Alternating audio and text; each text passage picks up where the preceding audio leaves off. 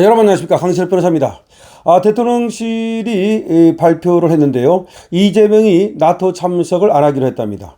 속보입니다. 대통령실에서 나온 속보입니다. 이재명이 나토 참석을 안 하기로 했다는 소식입니다. 자, 이재명이 나토에 참석하지 않는다라는 속보입니다. 사실은 나토 참석을 고려하는 것으로 그렇게 나왔었는데, 나토 회의에 참석하지 않는다는 소식이 전해졌습니다. 이거를 두고 여러 가지 해석이 나옵니다만은, 사실상 나토 회의가 G7 회의보다 더 중요하다, 참석해야 된다, 이런 얘기가 있었거든요. 지금 대통령실에서 지금 얘기하는 그 이유는 중동 정세가 급변하기 때문이다. 아니, 중동 정세가 급변하는 거하고 나토 회의에 참석하는 거하고 무슨 상관이 있습니까? 아니, 중동 정세가 급변하면 오히려 나토 회의에 참석해야 되는 거 아닙니까? 우이성락 안보실장이 브리핑을 했는데요. 중동 정세가 불확실성이 고조되고 있다. 종합 고려해서 불참을 결정했다. 라고 얘기했습니다. 트럼프 대통령 참석이 불투명하고 한미 정상회담 불발 가능성 때문에 실익이 없다고 판단한 것으로 보인다는 얘기도 나옵니다. 자, 우이성락은 말이죠, 중동 정세가 급변하기 때문에 이재명이 나토 회의에 참석하지 않는다고 말했지만, 지금 뒤에서 들려오는 얘기는 G7과 마찬가지로 트럼프 대통령과 회담을 하는 것이 사실상 불발됐기 때문이라는 얘기가 나옵니다. 자, 그러니까 다시 말씀드립니다. 이재명이 나토 회의에 참석하지 않는다. 나토 회의가 24일부터 25일까지 네덜란드 하이그에서 열리는데요. 여기에 원래는 참석한다고 나왔었습니다. 그런데 이재명이 참석하지 않기로 최종 결정했다는 겁니다. 대통령실은 그동안 나토 회의 참석을 긍정적으로 검토해 왔으나, 사실상 긍정적인 정도가 아니라 아주 긍정적으로 검토했죠. 중동 정세가 급변하면서 도널드 트럼프 미국 대통령을 비롯한 주요국 정상들의 나토 회의 불참 가능성이 높아지자 참석에 실익이 없다고 판단, 불참하는 것으로 최종 결정한 것으로 보입니다. 다시 말하면 중동 정세 급변 때문에 안 가는 게 아니고, 중동 정세 급변 때문에 트럼프 대통령이 안 올 가능성이 있고, 트럼프 대통령이 온다 하더라도 이재명을 만나주지 않을 가능성이 높자 트럼프 못 만날 바에는 안 가겠다는 겁니다. 다시 말해서 G7 회의에 갔다가 트럼프를 못 만나는 창피를 당하지 않았습니까? 일본하고는 30분 동안 회의를 하면서도 이재명은 얼굴조차 마주하지 않았습니다. 그런데 나토 회의 갔다가 다시 완전히 패싱당하면 그야말로 돌이킬 수 없죠. 그래서 트럼프 무서워서 결국 못 가는 겁니다. 트럼프 패싱이 무서워서 결국 못 간다, 이런 얘기가 나오고 있습니다. 그런데도 우이성락 대통령실 국가안보실장은 오늘 기자단에게 발송한 서면 브리핑에서 정부는 대통령 취임 직후의 산적한 국정 현안에도 불구하고 그간 이재명의 나토 정상회의 참석을 적극 검토해왔다. 그러나 여러 가지 국내 현안과 중동 정세로 인한 불확실성 등을 종합적으로 고려하여 이번에는 대통령께서 직접 참석하지 않기로 했다, 이렇게 발표를 했습니다. 그러니까 긍정적으로 적극적으로 검토해왔는데 중동 정세란 불확실성 등으로 해서 이번에는 대통령께서 직접 참석하지 않기로 했다. 그러니까 이재명이 참석하지 않는 쪽으로 결정을 내렸다는 얘기입니다. 사실상 참모들은 말이죠, G7보다 더 중요한 것이 나토 회의다. 나토라고 하는 것은 우리 군사적 내지는 경제적으로도 굉장히 중요한 의미가 있다, 그러면서 참석을 종용해 왔다는 겁니다. 사실상 나토 회의에 참석하는 건, 이거는 오히려 G7 회의에 참석하는 것보다 더 사실은 쉽습니다. G7 회의는 말이죠, 대통령에 당선되고 나서 얼마 안 있다가 한 거 아닙니까? 더군다나 준비가 안 됐던 거고, 그에 비해서 나토 회의는 준비할 시간도 충분히 있는 거고요. 얻을 것도 더 많다고 봐야 되겠죠. 그런데 나토 회의에 불참한다?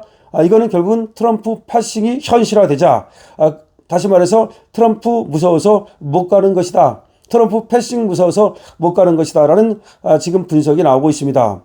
나토 정상회의는 말이죠, 지난주 캐나다에서 열린 주요 7개국 G7 정상회의와 달리 군사동맹 성격을 갖고요, 또 서방 자유주장 정상들의 안보협의체 성격이 강합니다. 그러니까 G7 회의하고 달리 나토는 군사동맹 성격, 그리고 서방 자유주장의 정상들의 안보협의체 성격, 실제 나토 정상회의를 중심으로 우크라이나 전쟁 관련 러시아 대응 논의가 이뤄져 왔습니다. 그러니까 이 나토라고 하는 것은 동맹 미국의 동맹국이라면 당연히 나토에 참석을 해야 되는 거죠. 안보협의체 성격이 강하기 때문이죠.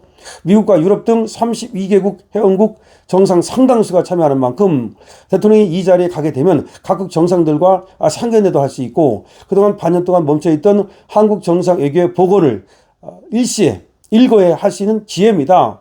그러니까 미국과 유럽 등 32개 회원국 정상 상당수가 참여한다. 그러니까 G7과는 이 참여 범위가 다르죠. 그러니까 미국, 독일, 유럽 그 정상 국가들은 전부 다고, 그러니까 G7 국가들은 다 들어가는 거고, 거기에다가 32개국이 전혀 많이 이렇게 참석을 하기 때문에 오히려 여기를 가야 되는 거죠. 여기 가면 한 번에 많은 정상들을 볼 수 있으니까요.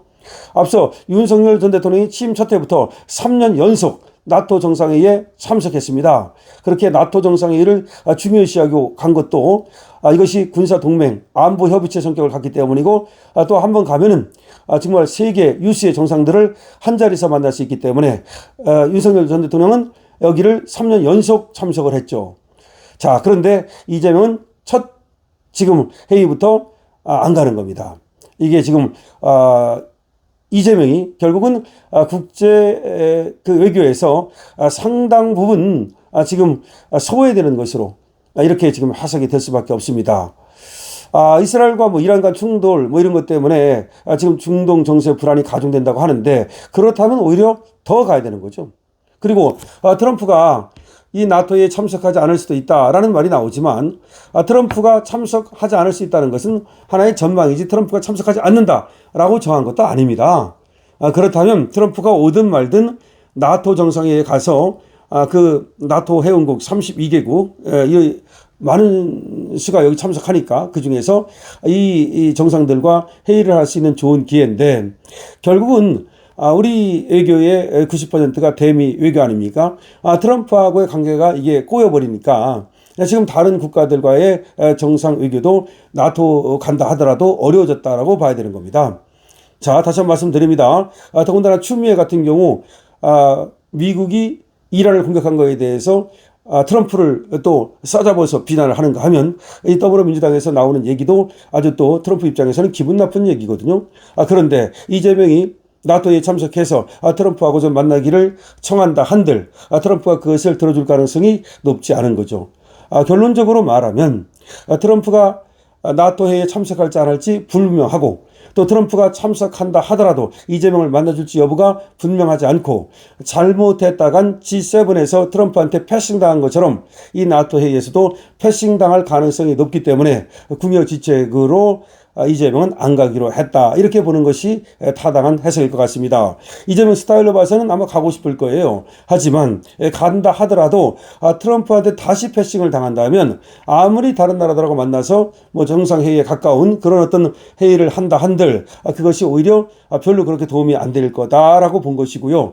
더구나 트럼프가 혹시라도 오기는 왔는데 바쁘다는 일정으로 일본 총리라든지 내지는 또 일본도 갈 거 아닙니까? 아니면 또 유럽 국가들 정상들과만 만나고 또 이재명을 또 패싱시킨다면 이거는 돌이킬 수 없는 그런 어떤 치명상을 있기 때문에 지금 이재명은 어쩔 수 없이 그야말로 이번에 나토 회의에 참석하는 것을 포기했다, 이렇게 보는 것이 맞을 것 같습니다. 자, 트럼프 패싱이 무서워서 나토 회의에 참석하는 것을 포기했다면 참 앞으로 이 대미 외교 첩첩산중이고 걱정이 엄청나게 됩니다. 이재명 과연 외교를 잘해나갈 수 있을까요? 여러분들의 의견을 댓글로 많이 남겨주시기 바랍니다. 강신업 TV입니다.